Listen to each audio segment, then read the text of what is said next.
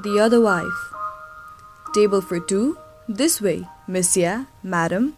There's still a table next to the window if Madam and Monsieur would like a view of the bay. Alice followed the maitre d'. Oh yes, come on, Mark. It'll be like having lunch on a boat on the water. Her husband caught her by passing his arm under hers. We'll be more comfortable over there. There? In the middle of all those people? I'd much rather. Alice, please. He tightened his grip in such a meaningful way that she turned around. What's the matter? Shh, he said softly, looking at her intently, and led her towards the table in the middle. What is it, Mark? I'll tell you, darling. Let me order lunch first. Would you like the shrimp or the eggs in aspic?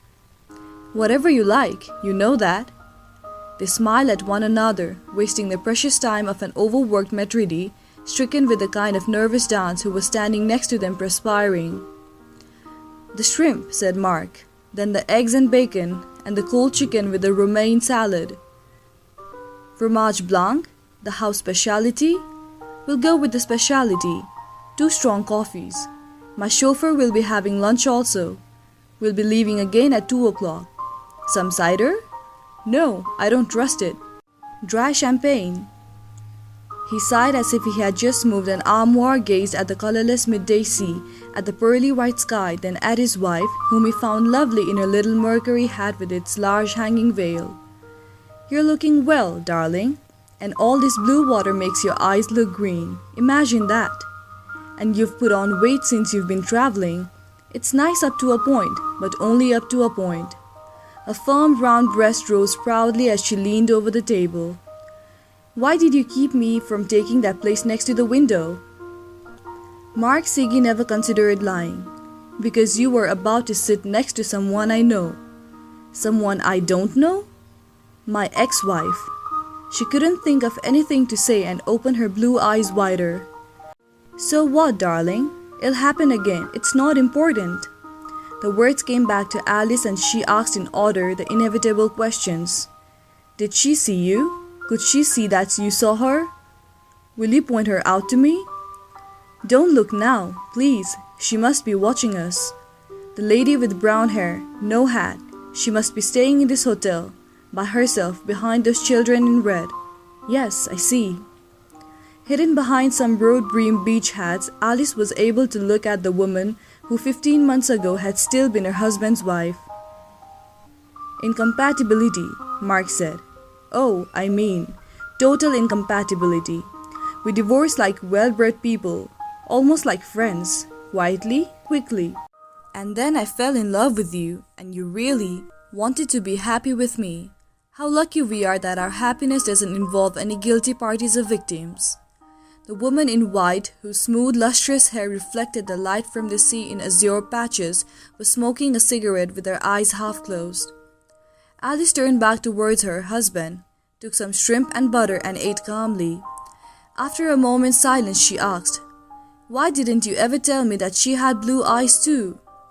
"Well, I never thought about it." He kissed the hand she was extending towards the bread basket and she blushed with pleasure. Dusky and ample, she might have seemed somewhat coarse, but the changeable blue of her eyes and her wavy golden hair made her look like a frail and sentimental blonde. She vowed overwhelming gratitude to her husband.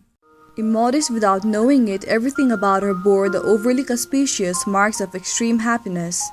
They ate and drank heartily, and each thought the other had forgotten the woman in white. Now and then, however, Alice laughed too loudly, and Mark was careful about his posture, holding his shoulders back, his head up. They waited quite a long time for their coffee, in silence. An incandescent river, the strangled reflection of the invisible sun overhead, shifted slowly across the sea and shone with a blinding brilliance. "She's still there, you know," Alice whispered. "Is she making you uncomfortable? Would you like to have coffee somewhere else?" "No, not at all. She's the one who must be uncomfortable. Besides, she doesn't exactly seem to be having a wild time, if you could see her." "I don't have to. I know that look of hers." "Oh, was she like that?" He exhaled his cigarette smoke through his nostrils and knitted his eyebrows. "Like that?" "No, to tell you honestly, she wasn't happy with me." Oh, really now? The way you indulge me is so charming, darling. It's crazy. You're an angel. You love me. I'm so proud when I see those eyes of yours. Yes, those eyes. I just didn't know how to make her happy, that's all. I don't know how. She's just difficult. Alice fanned herself irritably and cast brief glances at the woman in white who was smoking, her head resting against the back of the cane chair, her eyes closed with an air of satisfied lassitude. Mark shrugged his shoulders modestly. That's the right word, he admitted. What can you do? You have to feel sorry for people who are never satisfied. But we're satisfied, aren't we, darling? She did not answer. She was looking furtively and closely at her husband's face, ruddy and regular, at his thick hair, threaded here and there with white silk, at his short, well-cared-for hands, and doubtful for the first time, she asked herself, what more did she want from him? And as they were leaving, while Mark was paying the bill and asking for the chauffeur and about the route, she kept looking with envy and curiosity at the woman in white, this dissatisfied, this difficult, this superior.